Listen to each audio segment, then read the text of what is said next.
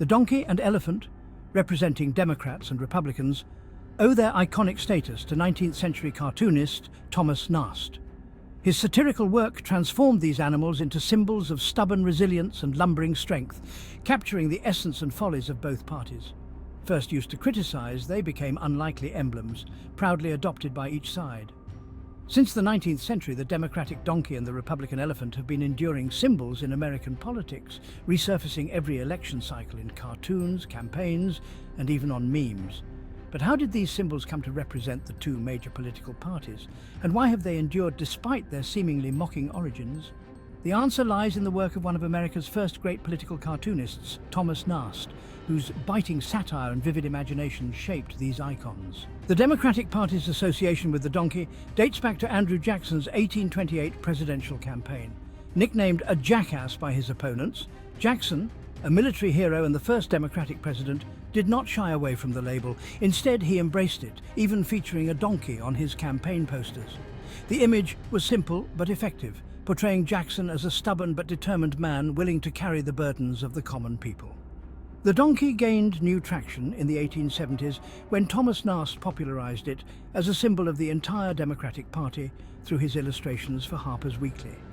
Nast's sharp, critical cartoons helped cement the donkey as a symbol of the Democrats, characterizing the party as obstinate yet resilient. The story of the Republican elephant's origin is also connected to Nast's artistry.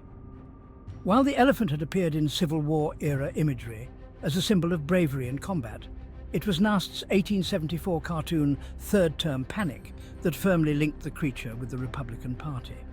In this cartoon, Nast mocked the New York Herald's rumors that US President Ulysses S. Grant was contemplating a third term, portraying the paper as a donkey wearing a lion's skin and stirring up fear among the other animals. Among these was an elephant labeled the Republican vote, shown teetering at the edge of a pit, suggesting the party was at risk of following Grant blindly. The cartoon's impact was profound. The elephant was quickly adopted as the GOP's emblem in subsequent political art. Seeing the elephant had already been a Civil War slang term for facing combat or significant challenges, so Nast's use of the animal resonated with audiences. Over time, the symbol's initial suggestion of panic and instability faded, and the elephant came to signify the party's strength, endurance, and loyalty. Beyond his political cartoons, Thomas Nast left an indelible mark on American culture. Known for his uncompromising satire, Nast was a fearless critic, using his art to expose corruption in figures like William Boss Tweed of Tammany Hall. His 1871 cartoon of the Tammany tiger tearing apart justice was a memorable attack on New York's political machine, symbolizing the ferocity with which Nast pursued what he saw as abuses of power. Nast's influence extended well beyond the realm of political satire. He is also credited with shaping the modern image of Santa Claus, transforming the traditional St. Nicholas figure into the jolly, rotund Santa we recognize today. Although Nast's work initially cast both parties' symbols in a critical light, depicting the Democrats' donkey as stubborn and the Republicans' elephant as cumbersome and easily led, these icons have become cherished symbols for their respective parties. Considering how poorly the two animals come across in Nast's original cartoons, it is interesting to see that both of the major American political parties have embraced their mascots.